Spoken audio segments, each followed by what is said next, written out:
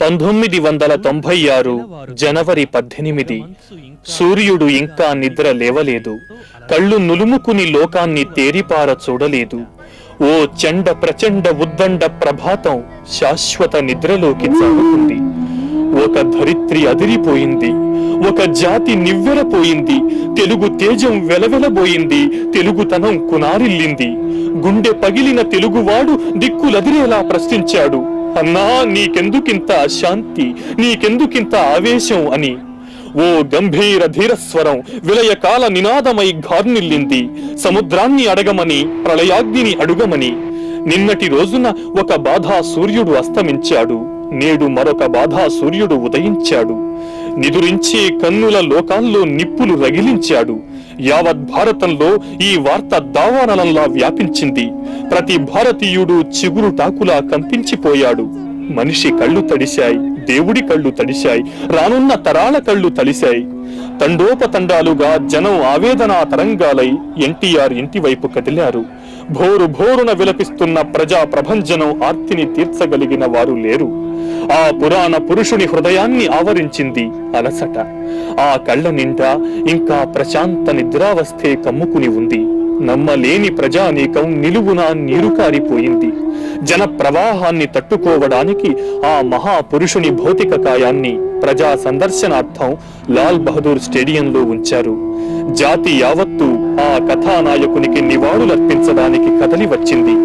సినీ రంగ ప్రముఖులు, రాజకీయ నాయకులు తమ ఆదర్శనీయునికి అశ్రునయనాలతో శ్రద్ధాంజలి ఘటించారు. నీరస నిరాశ నిస్పృహల్లో తెలుగు జాతి యావత్తూ కృంగిపోయింది. ఏ గొంతు వింటే చాలు భూమిలో శతాబ్దాల వెనుక ఒదిగి నిదురించే కలలు లేచి కూర్చుంటాయో, ప్రాచీనావశేషాలన్నీ నినాదాలై విప్లవ శంఖం పూరిస్తాయో, ఆ కంఠం మూగబోయిన వైనం, ఆ వాగ్జరి ఇక వినిపించదన్న నిజం ప్రతి తెలుగువాడి గుండెని పిండేసింది. జనం జనం ప్రభంజనం ఉవ్వెత్తున ఎగిసిపడిన శోక తప్త తరంగమై అన్న పార్థివ శరీరాన్ని అంతిమంగా దర్శించుకోవడానికి బారులు తీరింది. ఆంధ్రప్రదేశ్ నలుమూలల ప్రతి ఊరిలోనూ వాడవాడలా ఆ రాజర్షి చిత్రపటాన్ని ఉంచి ఖేదంతో రోదనతో నివాళులు ఘటించారు.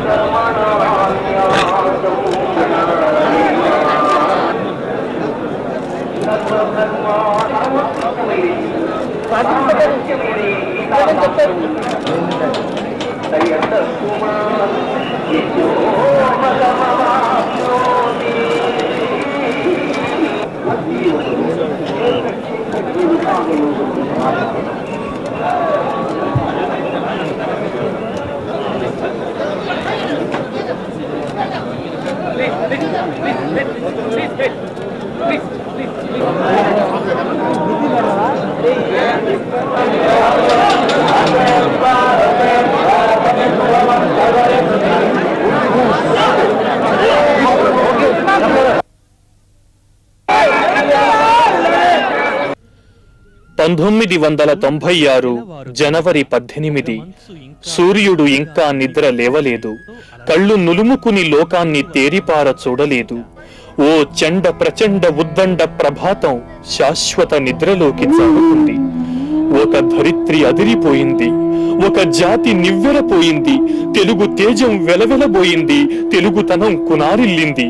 గుండె పగిలిన తెలుగువాడు దిక్కులదిరేలా ప్రశ్నించాడు, అన్నా నీకెందుకింత అశాంతి, నీకెందుకింత ఆవేశం అని.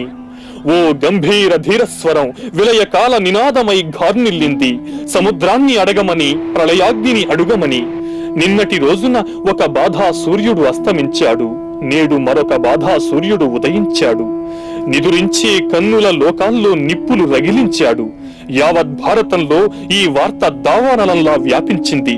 ప్రతి భారతీయుడు చిగురుటాకులా కంపించిపోయాడు.